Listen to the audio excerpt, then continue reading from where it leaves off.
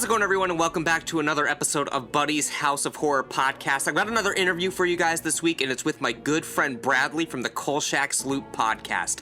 Originally, I was going to be saving this interview for a larger series that I'm going to be doing, but the conversation was just so fun, I couldn't wait to get it out there for you guys. And plus, I'm going to be doing more discussions with Bradley as the month goes on, so I kind of wanted to introduce him right away if he's going to be sort of a recurring character on the show. Just a couple more quick announcements before we dive right into the interview. I want to remind you guys, if you haven't already, please make sure you subscribe to my channel and turn on notifications over on YouTube. And if you're listening on Apple Podcasts, Spotify, Google Podcasts, make sure you're subscribing to the show and leaving a rating and a review if it lets you do that. And yeah, just help spread the good word about the House of Horror podcast and help spread the good word about the Kolchak Loop podcast. And now, without further ado, enjoy my interview with Bradley from the Kolchak Loop. Let's get spooky.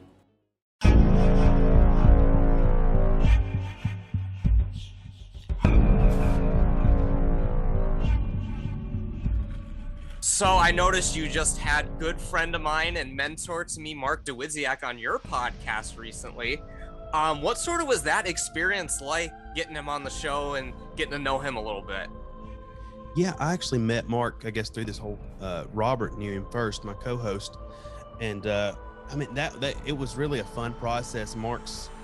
We ended up recording for over 3 hours, and I think we started at like 11. So I'm Central Time, so I was like at 1 o'clock in the morning whenever we ended, or past 1 o'clock. They were like 2 o'clock, so it was a pretty long session, but it was fun. Like, it was one of those things where you keep asking questions because you just want to just gain from this wealth of knowledge that he has, and Yeah. you want it to end.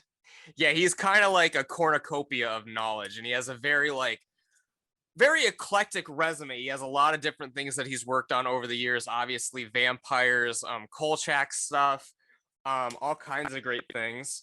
So yeah, it was very fun having him on the show, I would imagine. Oh yeah, it was a blast, and we plan on having him on a couple future episodes just to gain from his knowledge, because he even of course, I'm sure you know this, but for those who don't, because he pretty much wrote the book on Kolchak. He's regarded in the community. He wrote the book Night Stalking, which many people look for. I think I paid like $60 for my copy, but some people pay more than that for it. But I mean, it's a great read, and it's out of print, so what are you going to do? Yeah, and I know you guys talked about this on your show, but it is coming up on the 50th anniversary here in, I guess, from the time this podcast comes out, it'll be in a few months when the 50th anniversary is coming out. So I gotta ask you, because you're a pretty young guy. You're about my age. Why Kolchak? How Kolchak? How did you even hear about Kolchak? How did you get involved in all this kind of stuff? So it was one of those situations where I danced around the subject and I never got on Kolchak, but I was there. I love Dark Shadows, which was a Dan Curtis production, and he did the first Night Stalker movie. And I've always been a huge fan of the Twilight Zone, which there's a lot of crossover, especially in that, they call it like the golden era, golden age of television, the 40s, 50s, like the very first thing there. And the Twilight Zone was sort of at the end of that, but a lot of the actors just sort of persisted throughout. I mean, as you know, so there's people who were in Twilight Zone who were in, Kolchak, just extras, even, actors that it was there. And, was it Robert Matheson wrote, or is it Richard Matheson? Richard Matheson, yeah. I always do that. It was Richard Matheson, he wrote some of the Twilight Zone episodes, some of the most beloved ones, and he worked on, Kolchak as well. And it's sort of like I didn't know about it. But then Robert came to me. He's like, you know so much. Do you know about this show? And I was like, no, I'll check it out. And so the dynamic of it is sort of, I come in fresh. I don't really watch. The only thing I've seen a couple of episodes now from what we've recorded and stuff, but I'd come in pretty much not knowing anything. And then he knows everything, because he's like grew up on it, but I just come in not knowing anything. So I guess it's like a different perspective on the show. And that's part of the reason why I'm really excited about your show, and I'm really excited to have you on my show right now, because like our age group, like no one has heard about this. So yeah, it's sort of like people, I don't know if it's missed the boat, but like I don't know how to describe it. It's sort of like a hidden gem, I guess. Yeah, and I think there's shows like the Twilight Zone, and and that's one thing. What makes the Twilight Zone uh, persist, whereas Kolchak doesn't. And the Twilight Zone had more seasons, and I think Rod Serling is like this cult of personality that a lot of people idolize, and even Night Gallery doesn't get the recognition that I think that the Twilight Zone does. But of course, Kolchak was only one season, but it influenced a lot of things like X Files, other shows. So I don't know. It influenced a lot of the genre. So who knows? I really don't know. Yeah, and that's part of the reason. I mean, it's not out currently as we're recording this, but I'm sort of doing something on my show, where it's going to be called Night Stalker Sundays, which you're going to be a part of. This is going to be part of the series, um, where basically, because like I said, like people from our generation have never heard of it. Until getting to know Mark a little bit, I had never heard of it. I was in his vampire course when I was in school, and I kind of went in with, I don't know, I was like, all right, there's not going to be anything in this class that I've never heard of before, basically. Like, even if I hadn't seen something, like, I was like, all right, I'm familiar with Dark Shadows, I'm familiar with this and that. And then he sort of pulled this out of nowhere, and I was just like, whoa. And I was like really surprised, not only the quality of it, but the fact that it's sort of lost to history with people our age. Because I mean, as you said, people our age, they're at least familiar with the Twilight Zone. They know about the X Files, but Kolchak the Night Stalker, it's kind of like this underground thing at the moment. Yeah, and there's like few shows. I mean, there's probably a lot of shows like that, but even you may have heard of it, Tales from the Dark Side. It was an Oh yeah. 80s thing, but that's sort of lost, man. And that's like the very first episode that George A. Romero did. Phenomenal, man. That's one of my favorite series of all time. And so we'll get into it here, I guess. My background, you used to work at a movie theater, correct? I did. Back in the day, I not only worked at a movie theater, I worked at a movie theater in high school. And that sort of carried through into my early college years, because I'd come back on the weekends and all that kind of stuff and work the big releases. But then I also worked at a video store as well. That's what I was going Uh, to say. Yeah. yeah. So that was Because another that's experience. like a lost thing, man. Is work. Yeah, and that's what I was going to say. Working at a video store, I worked at a vintage game store called Replays. I was the manager there. Worked there for years, but we sold a lot of DVDs and stuff. But we had, I think, 44,000 DVDs, man. Just and it was like Blu-ray. I mean, this is a few years ago. We closed a couple years ago before the pandemic. And so this is like sort of a situation where DVDs are out, and Blu-rays. We have a few Blu-rays, but we really don't have any of them. Nowhere close to the number of DVDs we have. So DVDs are slow movers, but we sell them for like $2 or $3 a piece. So we have them, and on slow days, I just go and I'd look at the DVDs. I'd say, hey, this looks pretty cool. And my boss was super knowledgeable about the stuff, so he would find videos and say, here's what you need to watch or something. And he'd pretty much I'd be like, he'd say, give me 30 cents per DVD. What we paid cost for it, and you can take it home. And I would watch these movies, that I'd never heard of. And some of them would be like the compilations of just a bunch of movies. I'm like, because, and I think me and you are sort of the same generation. The very first sort of introduction to horror I had, as far as horror movies, I mean, when I was a kid, I remember watching. I don't remember a time that where I didn't remember the Twilight Zone. That was just something that I grew up with. Um, and then I remember the Tales from the Crypt episode. Stuck in my mind was the Kyle MacLachlan of Twin Peaks fame, and also I'm a huge Doors fan. He was in the Doors movie, played Ray Manzarek. He was in an episode where he falls off a cliff and breaks his neck and gets eaten by a vulture, and the Oh vulture yeah. pecks it. And that terrified me. I don't know. And my mom to this day, she's like, I did not let you watch that. I don't know where you saw it. I said, Mom, I was in the living room. I was like 4.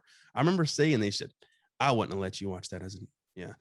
Yeah, you did. But it's all in good fun now. But the real horror, I guess, consistently was wrestling, man, because the Undertaker and all these Kane ripping the cell off of the in 1997, it was nuts. And I remember seeing this as a kid, thinking, man, this is real life.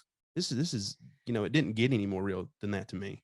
Yeah, I mean, back in the 90s, I mean, you had like Papa Shango, you got Yes. Yeah. Undertaker, Kane, you had the Brood. There was all kinds of horror stuff going all over the place. And I mean, that was a big period for television as well. Like, as you said, I mean, like Angel and Buffy are going on around this time.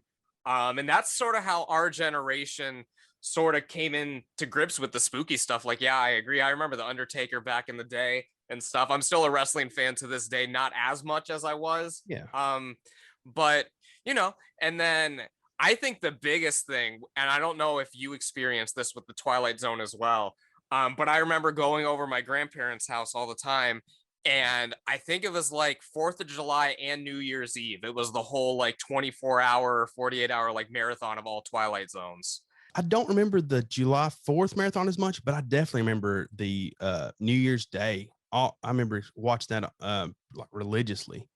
Anytime I could find time to be there and watch it. But it was my mom who I watched it with, really, not my grandparents, because I guess she discovered that herself. My parents, she's always been a huge fan of horror. My dad, no, my dad does not do horror.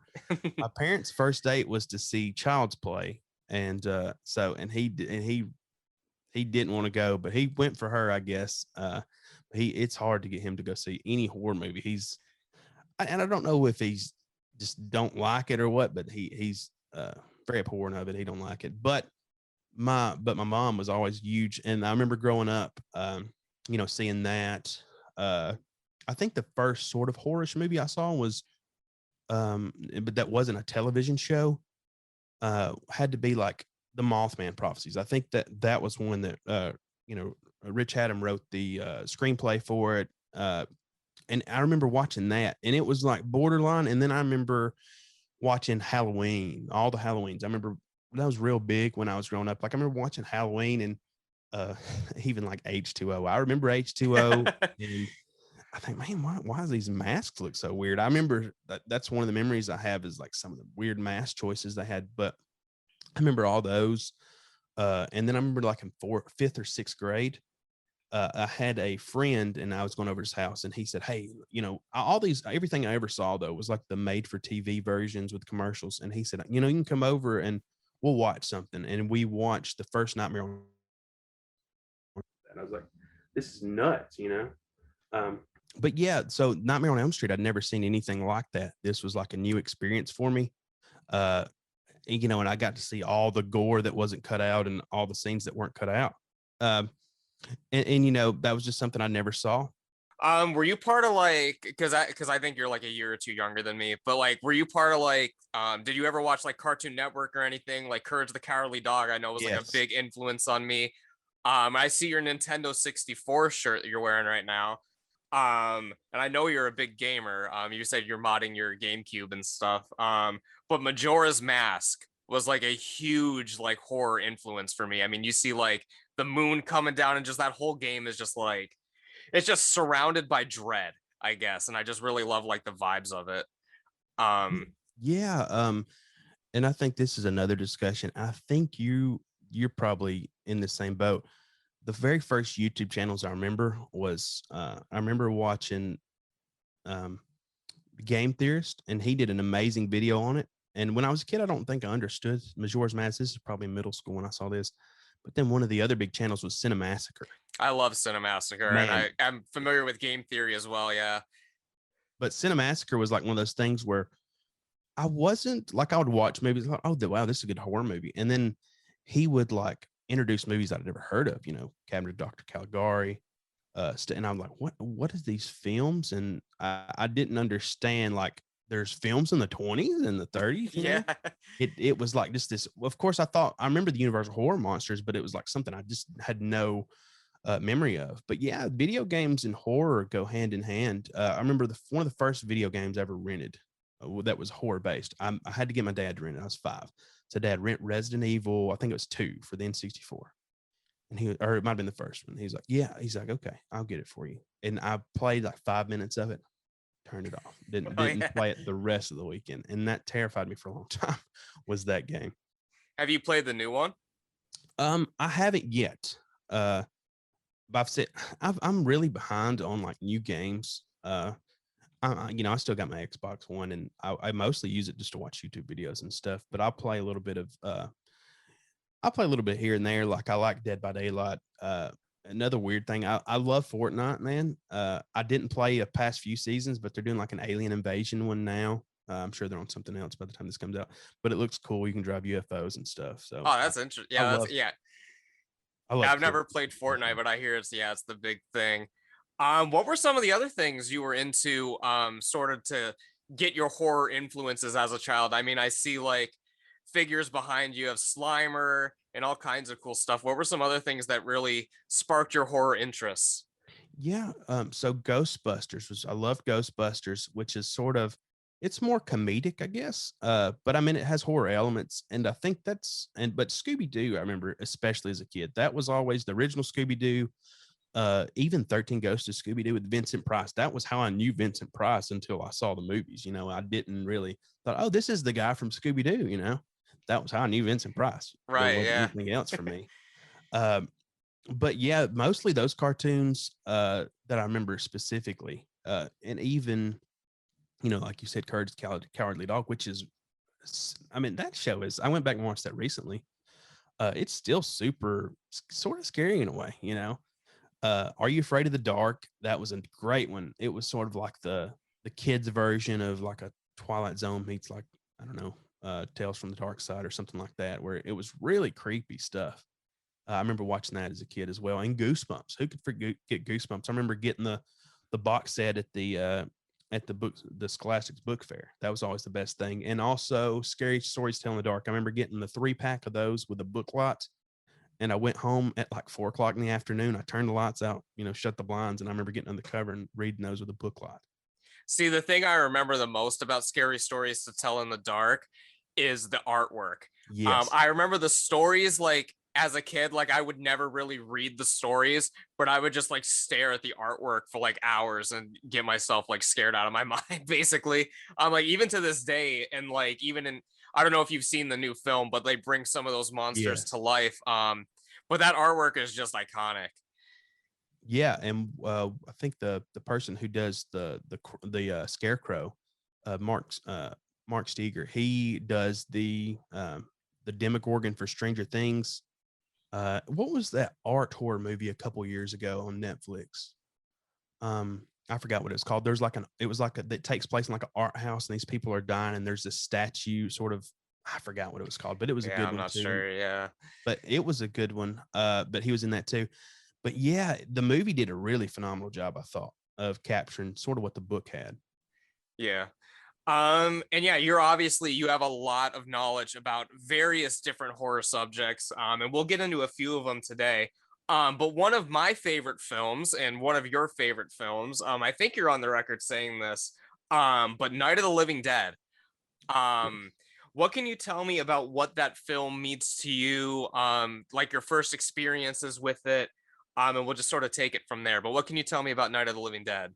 Yeah, and this is my favorite horror film of all time. I love it. And it's sort of like is one of those things where you sort of watch a movie and it changes your perspective about things. Like it may give you a whole new understanding of what something could be.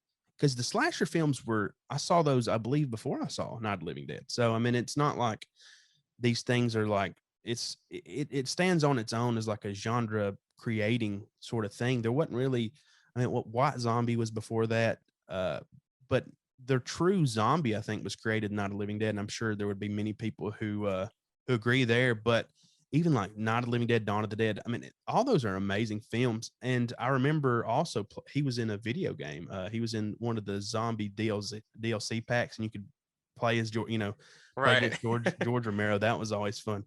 Yeah, Night of the Living Dead is just one of those movies where I've sort of immersed myself in 60s culture as well. Like I used to grow up loving the Twilight Zone. Love like 60s bands, the Doors, Jimi Hendrix, the Beatles, and stuff like that.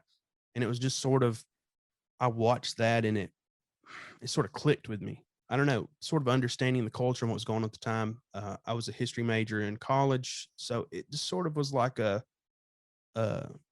even with the lead character being, African American, it all clicked with me, and it sort of gave me a new understanding of the decade and also of horror, I think. Right. And something with George A. Romero's films, there's always a lot of social commentary going on. Yes. And I think that I watch Night of the Living Dead like once a year, at least. And I feel like some of the messages like in Night of the Living Dead are just as relevant today, if not even more relevant in some aspects. And just all of his, I mean, the man was like a complete visionary. I've done a deep dive into Night of the Living Dead on the show before. And yeah, it's an amazing film. Yeah, and even James Rolfe did that watch along, which it was for Monster Madness one year, I believe. Yeah, they Uh, did a full commentary because it's public domain. Yeah. yeah, and even that was really good. Um, but yeah, it's one of those ones that if you watch it every year, I mean, it won't ever get old. Have you ever had the opportunity to see it at a drive-in, or have you ever been to a drive-in? I've been to drive-ins, man, and I know during the pandemic they made a comeback, but there's not many. Are you from Ohio, or do you live around Ohio? Yes, I'm from the Cleveland area. Yeah. So I live in Alabama, sort of south of Huntsville, and Huntsville's sort of our biggest city, but we don't really have many. I think there's one in Florence, but that's like a 3 or 4 hour drive for me. Oh, Um, okay.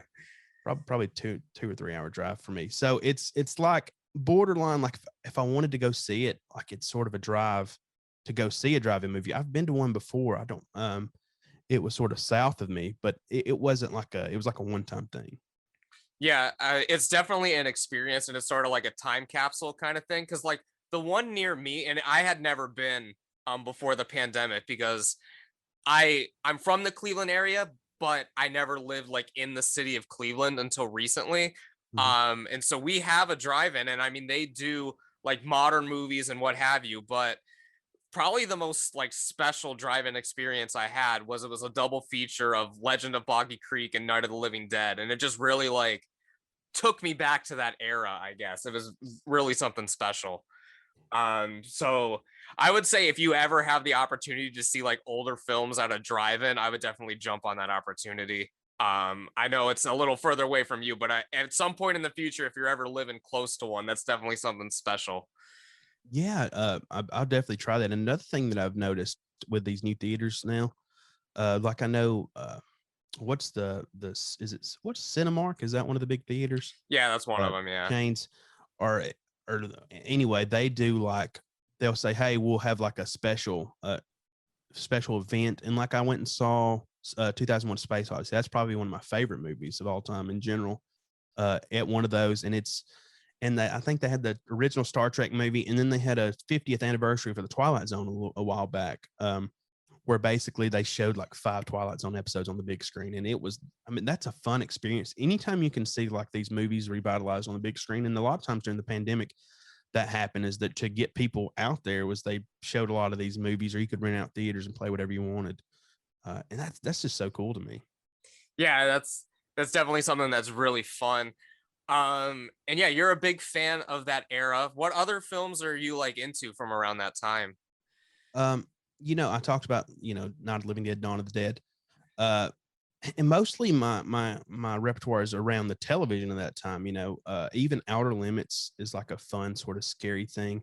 All the Alfred Hitchcock presents, those are all fun, all sort of fun little forays into it.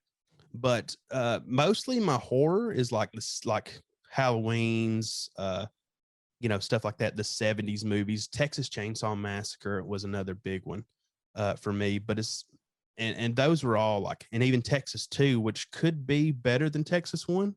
In Uh, some regards, yeah. yeah, but it's more campy, sort of got a different feel to it. But that's sort of, I grew up on the slashers really, and I didn't, until I got introduced to Cinemassacre, I didn't really go back and like re-examine everything. Yeah, so I had first discovered Cinemassacre when I was in college. And like you, like I had seen all the Halloweens, Nightmare on Elm Streets, Friday the 13th, what have you. But yeah, like Cinemassacre's Monster Madness every year coming out. Like I think the year I was introduced to it was Camp Cult, which was like Mhm. the fourth year they were doing it. And then I would just binge all the other seasons, like the sequel-a-thons, like as these were coming out.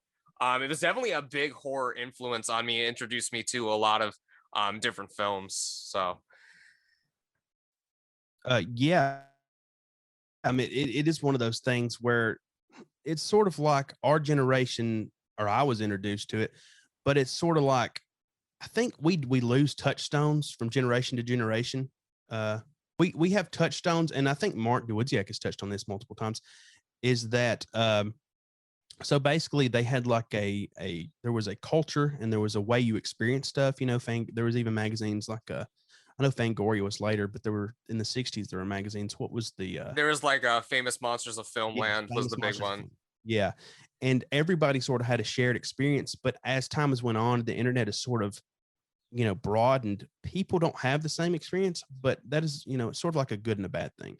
Um, Yeah, like it's sort of like a weird sort of thing that's going on because back then, like as you said, everyone's sort of watching the same stuff. The world of media wasn't as saturated as it is now. I mean, on television, there were only just the few networks. There weren't like now we have thousands and thousands of channels. We've got all these streaming services. But like back then, everyone was sort of watching the same kind of stuff. And yeah, it's like a double-edged sword because I mean, there is so much media out there today. But I mean, you can find horror fans that are like, oh, I've never seen this, I've never seen that. And there's just like so many like subgenres now where again it's good for the genre in some aspects but it's bad because again like you're not getting the shared experience in the community as you would back then. yeah, and I mean you've experienced this yourself, like with YouTube. Um, Back then, back in the day, if you wanted to make a movie or anything, it's like, hey, got an idea for a movie, and then if a network, I mean, even people who had the room got made, which I mean, it's not. I'm sure there's people who love the room, but I love The Room, but it's for very for yes. yes, yeah, but people could have like the room got made. People could just say, hey, I need money to make a movie, and they could get it made, but now people have to take like if you're a YouTuber or something, you want your content out there, you have to make a bet against yourself, and then you sort of have to get your name out there and hope people find your videos. Right, and again that's sort of like a double-edged sword because nowadays filmmaking is easier than it's ever been. I mean, I say this in some of the because I do like some high school lectures to like film students and stuff, and I tell them that film's a lot easier now because everyone carries a camera around in their pocket. But again, it's just like with the oversaturation of everything. I mean, yeah, you can shoot a movie on your phone, but it's just there's so much content online. It's like, how do you get people to see it? I mean, yeah, there's just so much content that you can see and hear, and even I mean, what was the Quibi, the little app on your phone that they tried like bite-sized clips, like, hey, you're in line at the grocery store watching, and it didn't. Yeah, very short-lived. And but I mean, and it was just such this short-lived thing that it's not around anymore. So there's so much content and so much to consume that it's like who is consuming the content. But I think people like Cinemassacre, as we thought, people like yourself bring us together with these shared experiences, and that's where without them, you don't get some people don't ever find this stuff on their own.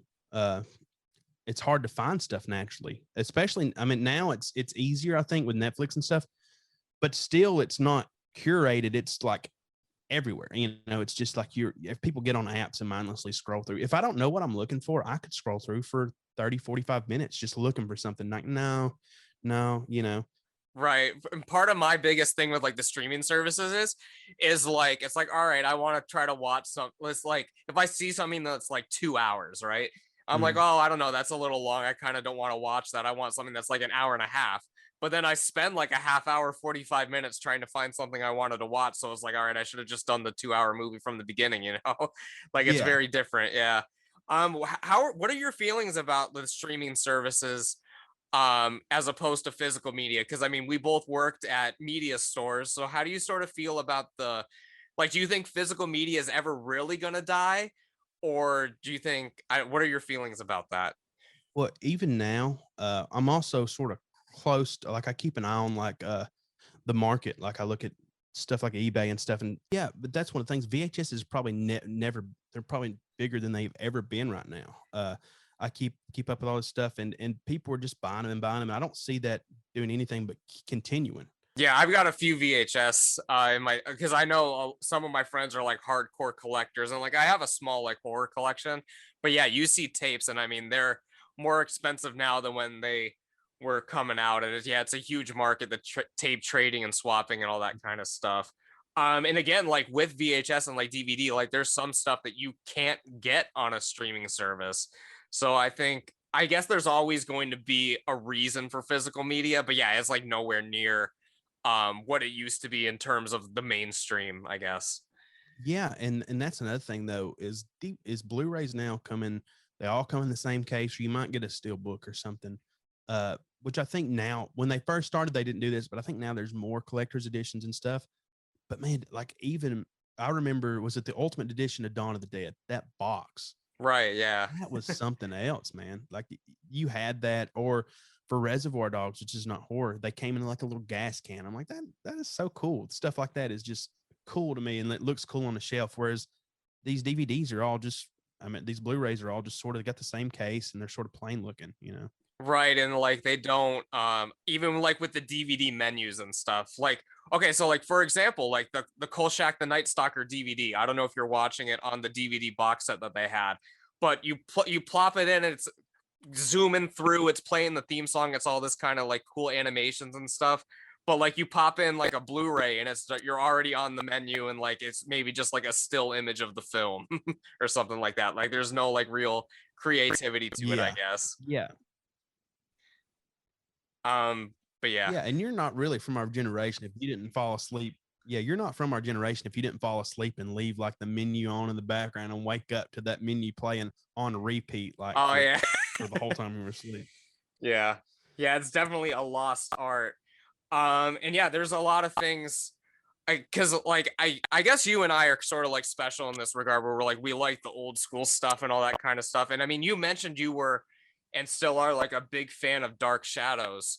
I had never heard of Dark Shadows until like the Tim Burton film or whatever came out. I mean, I never saw it, but I had never heard of Dark Shadows before in my life. So how'd you sort of get on the Dark Shadows train? So it was sort of like a going down a rabbit hole of 60s music and stuff. And eventually it just sort of got suggested Dark Shadows on YouTube. I'm like, what? And then I clicked on it. I didn't know what it was. And I started watching these episodes. And they were like all on YouTube. I don't know how, you know, sometimes you'll find there's a lot of movies on YouTube and stuff like Blood of Dracula. It was like an Edo Care movie from like the 70s. I don't know if you ever seen it, but it was made by Andy Warhol. It was made by one of his students or one of his associates, and that's how I found that was through know Andy Warhol. I've always been curious, and I think that's one thing Mark talks about is you have to be curious to. And some of the best things I found was when I was curious. Um, but you have to be curious to sort of learn and sort of grow as a person. And I was curious, clicked on this after I think I was actually looking at the band The Zombies. I was looking at some of their stuff and I got sort of led down that track from suggested YouTube videos, which that's, that sort of is another good thing, I guess, about the streaming stuff and videos. But I found it then and then I watched it and I enjoyed it. Haven't seen, there's like 1,200 episodes. Oh, right. Yeah. Haven't seen them all. But then in college, I was an English tutor at one of our local community colleges here. I was an English tutor there, and we all had this. Me and the professors had the same office. It was sort of shaped like a square, and in the middle there was like a glass room. And there was one individual there, one teacher there, and me and him. I don't know how Dark Shadows came up, but it came up one day, and we would just talk about it, and that sort of got me more interested. And then I don't know, it was just sort of one of those things where I just fell in love with it from seeing the low quality YouTube version, because I mean there's a lot of campiness to it that's not intended. I think a lot of those 60s movies were sort of campy before the SWAT, like even shows were campy. Like I saw somebody upset about I run our Kolchak page, upset that I talked about Star Trek and Kolchak in the same breath. Said, why do you like that crap? Referring to Star Trek. I'm like, it's one of those generational defining things, and it sort of helped the science fiction wouldn't be where it is without Star Trek, I don't believe. Right, yeah, Star Trek inspired everything. I mean, it was before Star Wars. I mean, like Yeah. Star Trek is huge. Yeah. But campiness is just sort of inherent in the 60s stuff. And I think that was it was sort of a departure from the comic books of the 60s. If you look at the 50s and 60s in comics, like EC Comics especially, the Tales from the Crypt stuff, it was very dark. I don't know if you've ever had a chance to read those, but you can pretty much find anything you want on PDF nowadays. Right. Yeah. I'm not advocating any of that, of course, but if you can find the omnibus versions, you get those definitely. But it was very dark in the comics and in some of the writings and stuff. But if you look at the television, it was campy, and I think it's sort of the dichotomy was that television is in the forefront. And I think it's sort of the way their culture works. Is if something's in the forefront, you're going to get the more idealized sort of downplayed version of it. And but in England, you had the Hammer horror films that were real gritty. Right. Yeah. But the Americans, it's sort of like, hey, we're idealized. This is all this stuff, Dark Shadows, what the Munsters, Addams Family, all that stuff. Let's just put out this campy stuff. And maybe that's because horror was one of the first film genres ever, right? So maybe it's a situation where horror had become so mainstream that it was due for parody, I guess. Even in the early, I remember the Mickey Mouse cartoons, watching those as a kid too, of the three ghosts that call that we need a ghost exterminator out here, and then Mickey and Goofy and all them, go to this mansion, and Yeah. hilarity ensues and stuff. Yeah, but like, I guess even because you can trace it back, because I mean, like, there was a Spanish version of Dracula that was like shot at the same time as the current one. Like, they used the same sets, the same everything, and just like the American audiences, like, I don't know, like there was just such a different like culture, because I mean, like, this, a lot of people say the Spanish version is better, which I agree in some aspects, but I disagree in probably the biggest aspect, because it doesn't have Bela Lugosi in it. So I don't think you can really call it better than the English version, but it's definitely, there's a lot more innovation involved in it. And I mean, like, even you go down to the costuming, like the costuming is very more laid back, because the Spanish audiences were less like uptight at the time. And yeah, it's just a different culture. I mean, as you said, like the Hammer films, you're always getting a lot of like blood and gore, which wasn't in the American stuff at the time. And yeah, like for the large majority of stuff, the American stuff was more campy. And I guess like with Dark Shadows specifically, like it's different because like it was a soap opera. Like you said, there's like 12,000 episodes. There's so much stuff. And I mean, people would watch it on their TV once and sort of it would just be on to the next thing. Like they weren't thinking about DVDs at the time. So like every now and then you'll see a crew member in the background or something will go awry. And they're not doing multiple takes of this stuff. It's like whatever you get, basically. Yeah. I remember an episode where I think a light fixture just falls on the background. They turn, they look, and they just keep on trucking, just sort of business as usual for them. I would hate to see like Stanley Kubrick on the set of Dark Shadows. I know that Scatman Crothers, after his next movie he like, I think cried. He's like, I'm only doing 5 takes. It was something insane like that. Yeah, he was very meticulous. Stanley Kubrick. I think like The Shining has like the world record for like most takes of a scene, like even to this day. So yeah, it's definitely a different environment, being on the set of Dark Shadows. And like I think we watched like some clip where you just see like a guy in a Hawaiian shirt walk by in the background. He like had to like fix something like on the set. There's just like a lot of like funny things that happen in Dark Shadows. But it was very revolutionary for the time. I mean, like obviously that's where sort of the timeline like split, where the vampire is basically like, I don't have to do this. And that's where you get like your Twilights and Interview with a Vampire from that sort of thing. And of course there were vampires before that sort of like wanted a cure for their vampirism, but they were still mean and nasty. But then you get Dark Shadows and Barnabas Collins, and that's where you really get the divide where, I mean, Mark talks about this. I mean, you get the Salem's Lot, and then you get the Interview with the Vampire in the same year. So Dark Shadows, I think, is very slept on. It's very underrated, in terms of the historical aspects of it. Yeah, I mean, it's one of those cult things that I think it's also sort of lost generation to generation. And who knows if people, and for everything that the Johnny Depp movie did wrong, I think that it still introduced people to it. You know what I mean?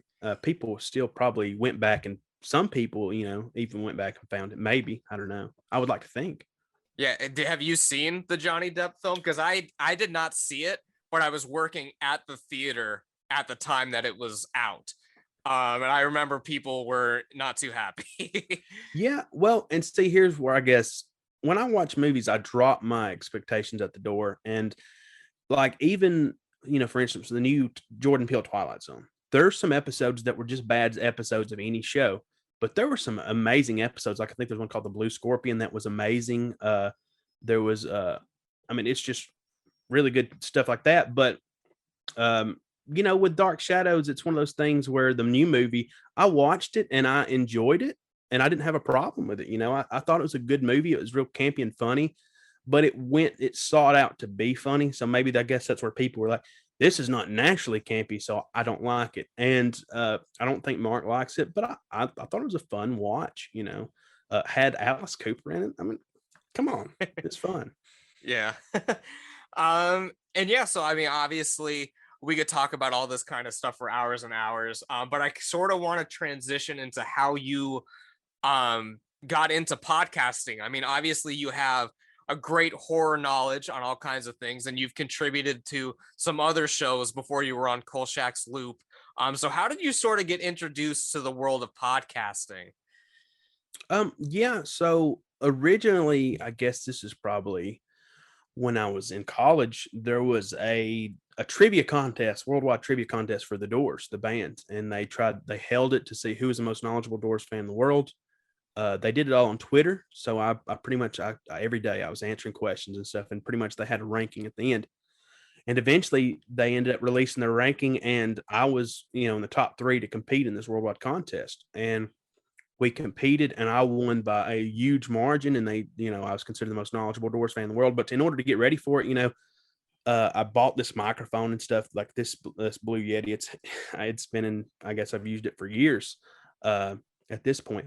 But I bought it and I thought, as soon as it was done, I was like, man, it'd be really fun to actually, do something, podcast. But I sort of didn't do anything with it for a couple of years, and I listened to podcasts. And eventually there's the Stranger Things podcast. I really love Stranger Things, and I started contributing to it. Um, and eventually the host, Daryl Darnell, he was like, hey, do you want to come on and do you want to do an episode or two about movies? And so I did an episode on Jaws, and I think it turned out really well. And we did an episode on Poltergeist that went really well. And so he joined me back a few times, and I've sort of contributed here and there. And eventually I was just like, hey, what if I just started my own podcast instead of being on everybody else's? I thought that'd be a fun thing to get into. And that's sort of where that went. Yeah, what were some of the podcasts you would listen to? I know you talk about in your little horror introduction that you would, you listen to some shows about the Mothman and the supernatural and stuff like that. What were some of the shows that sort of inspired you to be like, all right, I think I can do this, or I think I want to be interested in this? Yeah. At first I was like, I've gotten to I got in college, right in the beginning of college, I was like, I need to listen to podcasts. I can utilize my time more listening to like subjects that I need to learn about. So I listened to like a Civil War podcast because I was taking a lot of Civil War history at the time. And I think that Civil War podcast is on like part 84 of the Gettysburg. I mean, it's a very thorough podcast. But anyway, I didn't really, I thought, why don't you listen to podcasts on movies and stuff? You can't watch those. And then eventually I listened to one just to see what it was about, our TV show. And the Stranger Things podcast is one I got into. There was the Entering the Fifth Dimension that my co-host Robert does. That's how me and him got acquainted with the Twilight Zone. I listened to it. They reviewed the new series, and I really enjoyed it. But even like Astonishing Legends, that was like my first podcast love, I would say. It was like everything that I'd ever like. It was like I got introduced to it through, I was like, oh, this is a history podcast. I think it has Amelia Earhart. So I listened to that. But then they did episodes on like the Kelly Hopkinsville encounter, where these little creatures come to these, this little farmhouse in Tennessee. And you're like, what is this? And I sort of, and even the Bet Sphere and all this stuff. And it's like, what is all this weird stuff? And the production was, really well done. And I was like, man, if I could do something like this and get involved in this, because the most important part of horror, the biggest aspect is that it could be, if you believe in cryptids and stuff, it could be real to some people, and there's like, that's stuff, why stuff like The Exorcist is real. People still, I know people who aren't even big horror people who've seen The Exorcist, and they're like, wow, I saw it because, my family was steeped in Christianity and stuff, and they wanted us to see something that could happen, and besides the whole, I guess, there's two different takes. I guess the horror could actually happen, like something like Hostel or something. There's a lot of saws, all the saws, sort of the gore. What do they call it? Like the gore porn stuff, like the torture porn. Torture porn. Yeah, yeah. There's all that I guess could theoretically happen.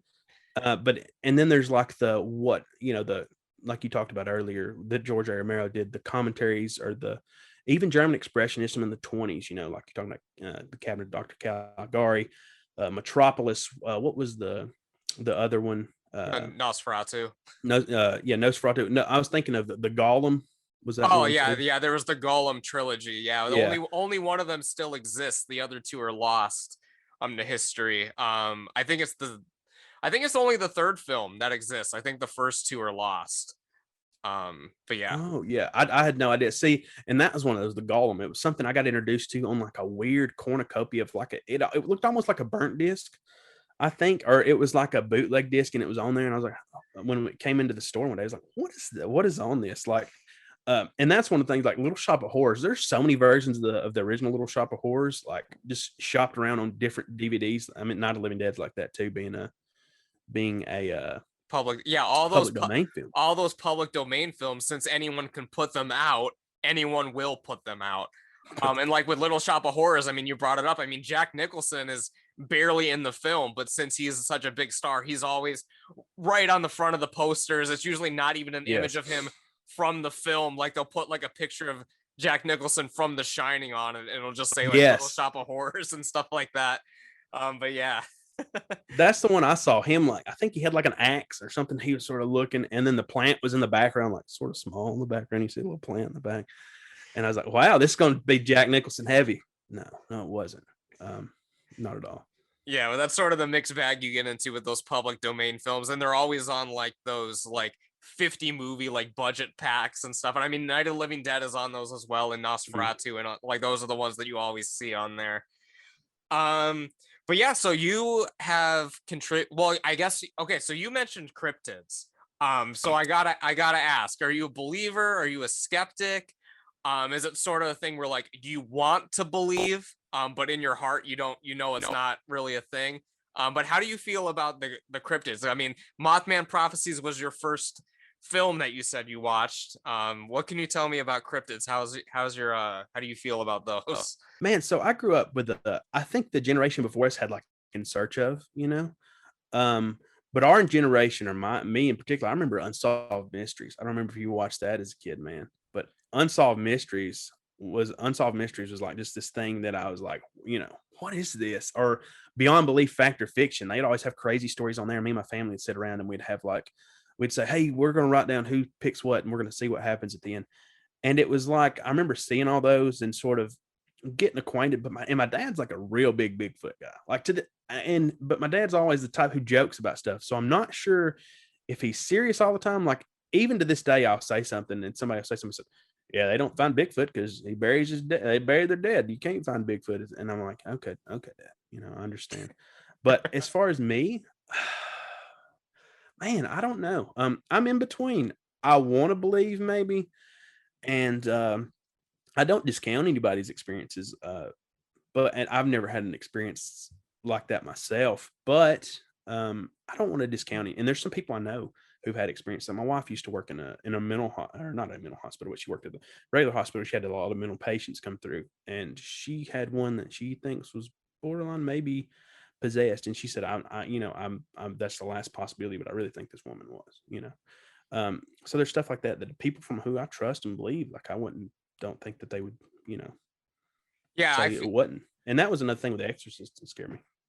Yeah. And like, I feel like with some of the people that have had the sightings and stuff, I mean, yeah, you do have some people that are trying to like cash in on it or whatever. But then you have a lot of people who like genuinely think that they saw something or did see something. And I guess that's kind of like the boat I fall into as well, like similar to you. Like I would love to think that there's Bigfoot walking around somewhere, the Mothman, but like I've never had any experiences with it. I've never had any experiences with ghosts or aliens or anything like that. But I sort of like want to believe, I guess. Like I think it'd be cool if there was more to it than just us, you know? Yeah, and you know, even with there's and people have you talking about cashing in, paranormal activities, all those, but even like television shows like Ghost Hunters, that stuff is fascinating. And all this, you know, we talked about prices earlier. This equipment of stuff, like this one particular recorder that got recalled, is like so expensive now because people use it for ghost hunting. Um, I think if anything, if I had to rank them, like say, hey, what do you think is the most likely to like least likely? I'd probably say ghosts is probably the most likely. I could see something like that. But then I would probably say aliens maybe second, because I mean that would only make sense. And then third, um, I don't know if I'd say Bigfoot, because you know, is he interdimensional? And there's even stories like Skinwalker Ranch. They're just insane. Like even the Mothman prophecies, the movie is so tamed compared to like what really happened.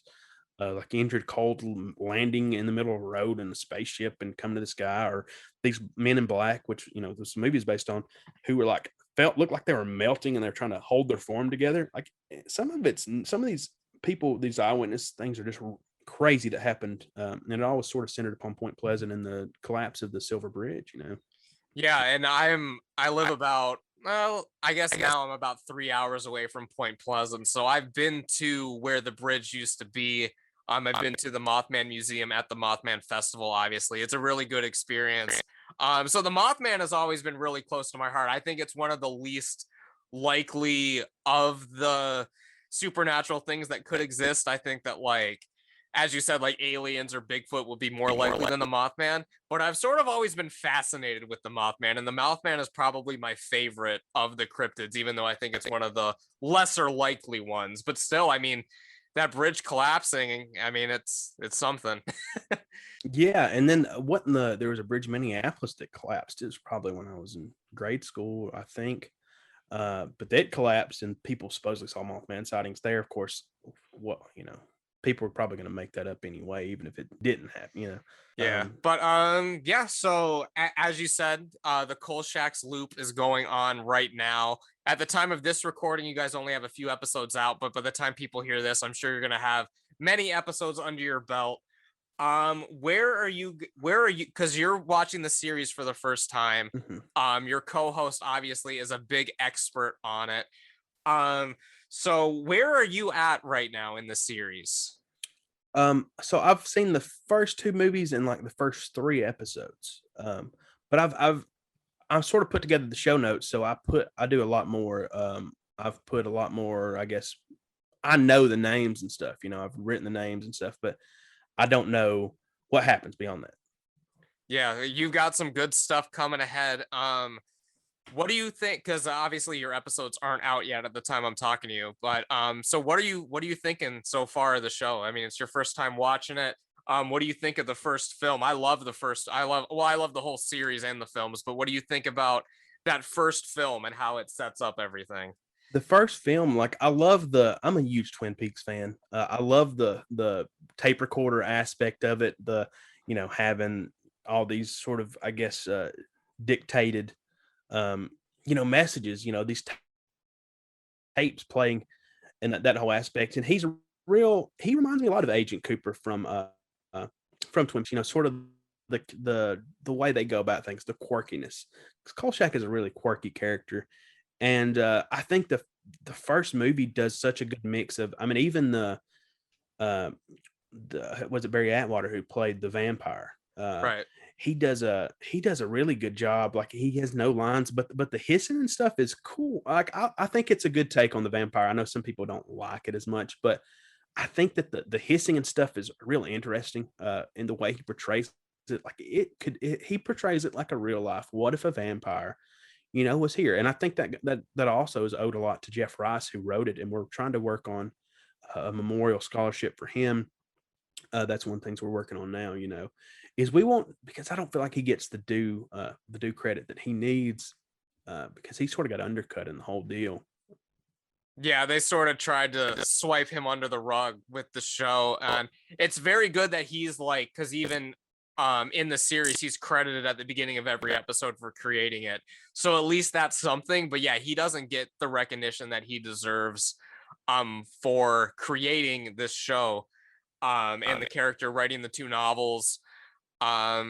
And yeah, he's very, very underrated, I would say, especially like with the novels, because like, I don't know if you've read the novels yet or if you're going to be covering the novels on the show, but it's sort of like he portrays Kolchak as like a real person, and he's like getting Kolchak's notes and like compiling them and like to this novel to create a story. But it's, I mean, he based Kolchak on himself in some regards, and then it's also like he's talking to himself because Kolchak is having him retell his story and all that. It's a very interesting book. Yeah. I was gonna say, even in the back, there's like a compendium. I think he's like, here's notes that couldn't make it into the book, but I'm gonna throw them back here, even just because, I thought that was cool. Yeah. How do you feel about the second film? Because it's basically sort of the same sort of scenario, but there's a lot of differences to it as well. How do you feel about the second film? I don't think anything could ever. I don't think anything could live up to that first film. Just the way it felt watching it. I enjoyed it, but I don't think it's as good as the second film, in my opinion. Truthfully. Yeah, I feel the same way. I think it's good. Like, I think it's close. Yeah. But I think that like that first film is the best out of everything. And of course, you've only seen a few episodes of the series, but you've got some good ones coming up. Episode 4 is one of my personal favorites. As well as there's the Spanish Moss Murders, Yeah. Horror in the Heights. All of these are like highly regarded episodes. And they've got a lot of like really campy ones as well, which I guess you can't say like with modern sensibilities, like they're good, but they're good campy fun. Like there's a lot of like, I don't want to ruin anything about the series for you. Obviously you haven't seen all of it yet. But you're in for some good stuff. Oh yeah, and I would say that anybody who is a horror fan can appreciate the series. Like even with taking the whole thing, if you just look at it from the surface, and this was one thing I was going to talk to you about. Jimmy Sangster, he wrote some of the episodes. He wrote the screenplay for I think was it Horror in the Heights, but he was one of the big people behind the Hammer films. He wrote Curse of Frankenstein, Jack the Ripper, the Mummy, Dracula, Prince of Darkness, and Horror of Frankenstein. He was real big in that. Right, and And he was like the only horror writer like on the show. I forget who, I can't remember which person it was, but he went on to do good things. Oh, I think it was Robert Zemeckis. He wrote the episode The Chopper, which is very interesting. That's where he got his start as well in the series. But yeah, as you were saying, yeah.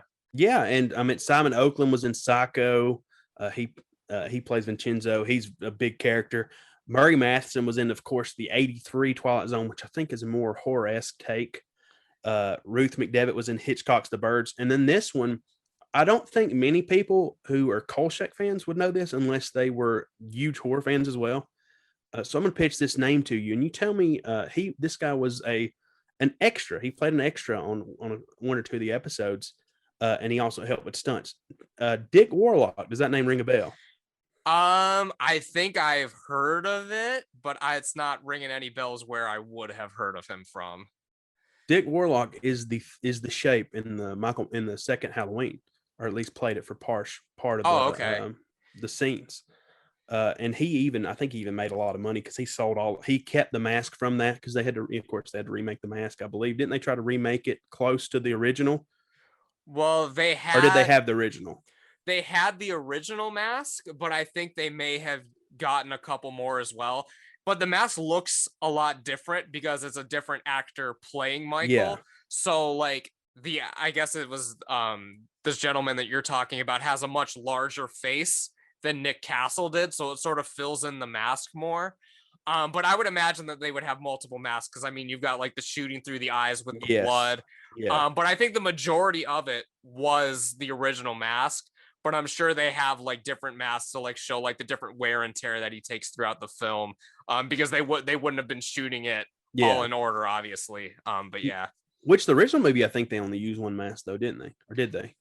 I think it was just the one mask. I'm not. Yeah, because that film. I mean, that's the classic story where it's the Star Trek Captain Kirk mask and they paint it white and everything. Yeah. So that's another aspect that people don't talk about with Star Trek's influence, man. I mean, if it wasn't for Star Trek, we wouldn't have gotten the classic Michael Myers look, because they would have used some sort of other mask, Yeah, and maybe that was sort of working at a video store. It's one of those information where my boss, he's a huge Halloween fan. Like he loved I forgot how many times he went and saw the new in theaters when it came out. And I'm super excited for him too. But he would come in and we'd talk about anytime a DVD copy or Blu-ray copy of any Halloween movie came out, we'd have a discussion, like just 2 hours in the store, just talking about it. And that was one of the things we talked about, the Dick Warlock and Nick Castle, who played it better and stuff. And even we talked about the Rob Zombie movies, which I don't know many people who are big on the Rob Zombie, which at the time of this recording, it just came out that Rob Zombie's doing a Monsters movie. Yes. Uh, Which so- I have mixed feelings about, but I'm a big fan of the Monsters. Yeah. But I don't know. Yeah. Rob Zombie, it's sort of like a mixed bag. Like I like some of his stuff, but I'm not like the hugest fan of his work. But I guess like out of like modern people to do it, I mean, he's not like a bad choice, I guess. But we'll see, because I don't know if he's gonna do it dark and gritty like all of his other stuff, or if it's gonna be more. Because I mean, The Monsters was a family-friendly show, so I would imagine it would sort of be like more geared towards families, young adults, stuff like that. It's not going to be like his other stuff. So I'm interested to see. I mean, at least you would hope it wouldn't be like his other stuff. Yeah. If we saw like a dark and gritty Monsters, I don't know. I might be here for that. I really don't know. Yeah. So you guys are doing the show now. What's sort of your relationship like with your co-host? Like, do you guys, like, obviously, like, you do a lot of the research, and you're in charge of like the social media and stuff like that, you said. So does he just kind of sit back and recount his experiences and you give the background to everything? Or like, what's sort of your show's dynamic like? Because at the time of recording this, you guys only have the 2 episodes out.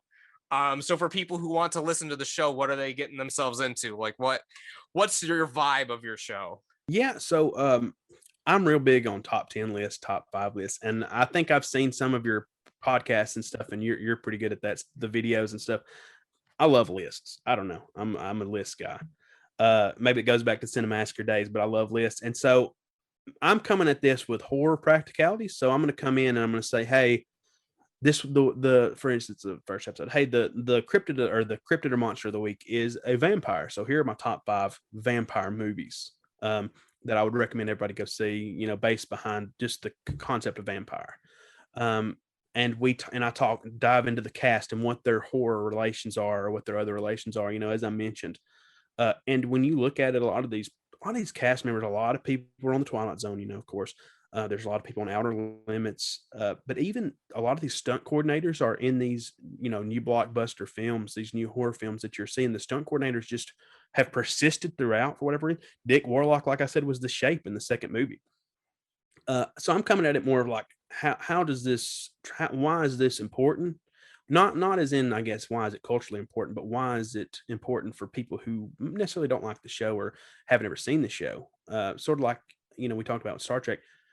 And that's where I come from it. And he's sort of like, hey, let's talk about, the particulars of the episode. I'm going to recount memories. We're going to get, and we want fan feedback. People who've watched the show, we want to go week by week and hear what you have to say. So if anybody has, feedback that they want to leave, they can find us on all socials at Kolchak Sleep, pretty much anywhere, Twitter, Instagram, email is kolchaksleep@gmail.com. So we'd love to hear it. Yeah, and of course, I would obviously love to help out in some way possible. Big Kolchak fan. So obviously you're going to be going through all the films and all the episodes of the show. But it is only one season, the show. So is this going to be like a limited run podcast kind of thing? Or are you going to keep it going? Maybe get some more interviews lined up? Of course, Moonstone is still publishing all the comics and novels and all that kind of stuff. So what's sort of the future of the show look like once you run out of episodes? I want this to be like, we call it Kolchak's Loop, which the loop refers to the loop in Chicago, but it also refers to, we talk about closing the loop. The loop is sort of like enclosing whatever is in it, So we may talk about, Darren McGavin's other projects to sort of close the loop. We may do a Christmas special about, a Christmas story. Or we could talk about, watch Halloween 2 and talk about Halloween 2, which we definitely want you on for something like that. To bring in like the Dick Warlock connection, or watch Psycho for the Simon Oakland connection. We want it to feel like, and even this is another thing I talk about X-Files. There's a whole untapped potential with X-Files, talking about, a little bit about Twin Peaks, maybe.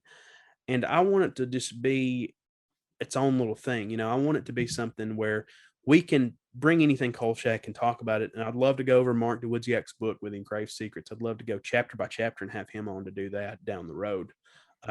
So really the possibilities are endless with the links to it and the links to the show.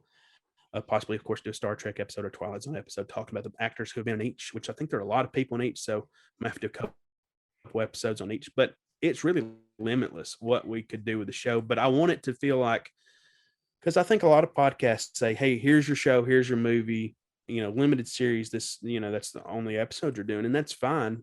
But I want this to be more inclusive. I want people to feel like, "Oh, this is pretty much has everything that you could find in a Kolchak episode or one Kolchak episode." And some people may hate that. I don't know, but that's what we're going to do.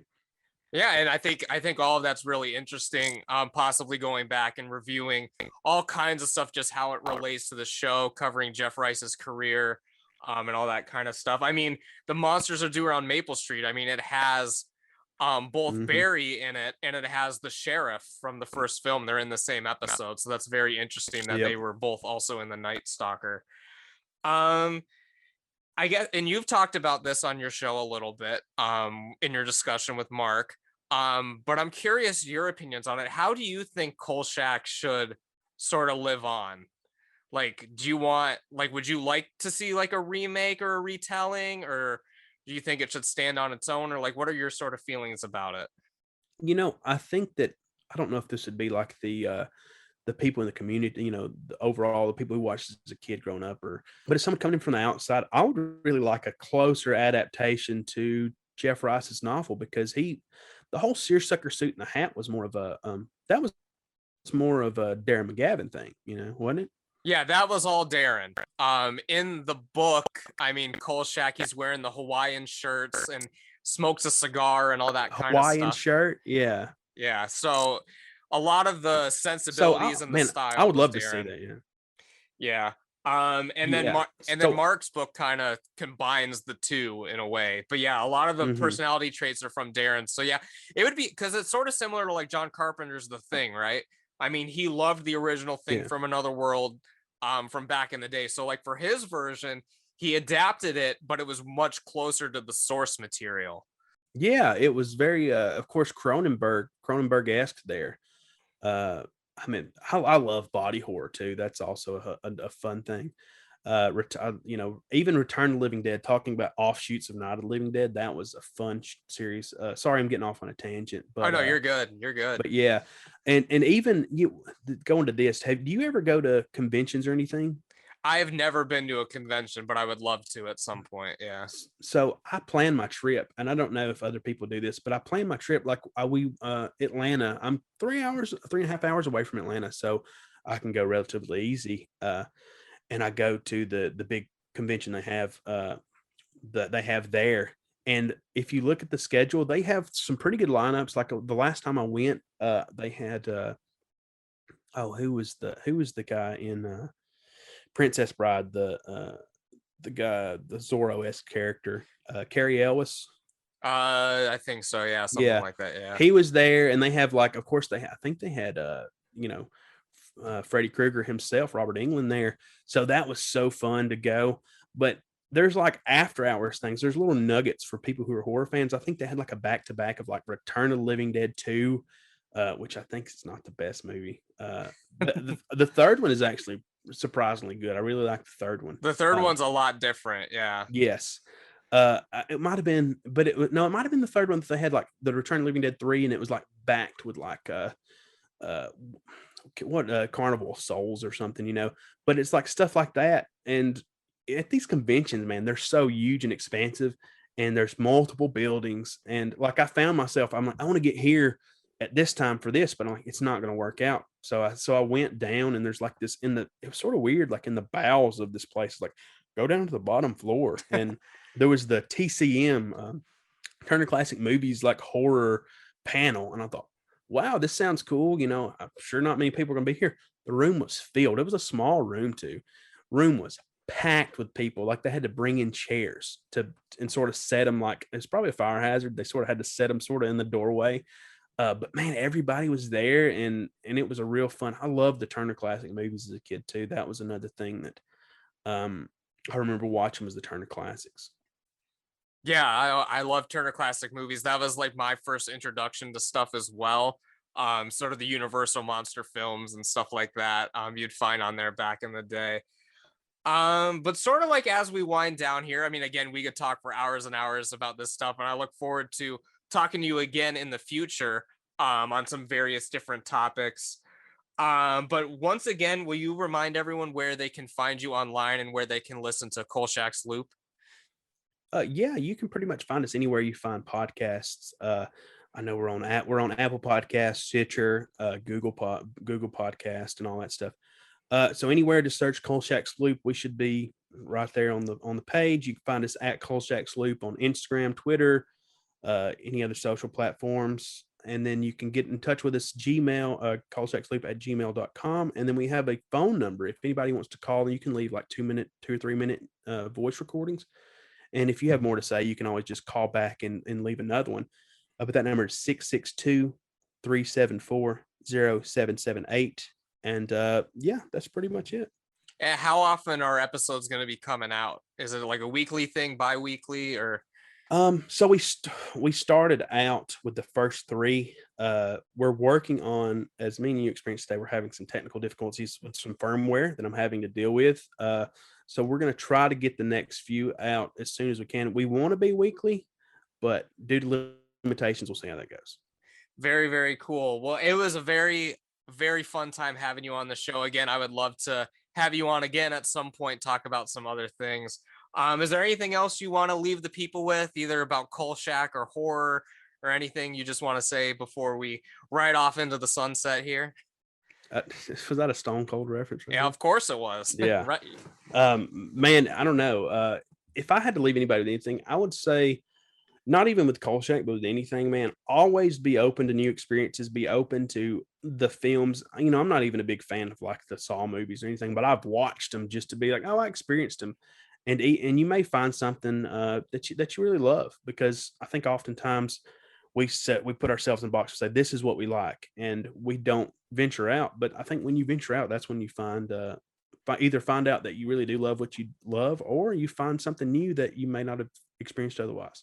Very cool. And I can agree with that. So with that, I just want to say thank you again for coming on the show. Yeah, man. Thanks for having me, man. It was a real pleasure being on.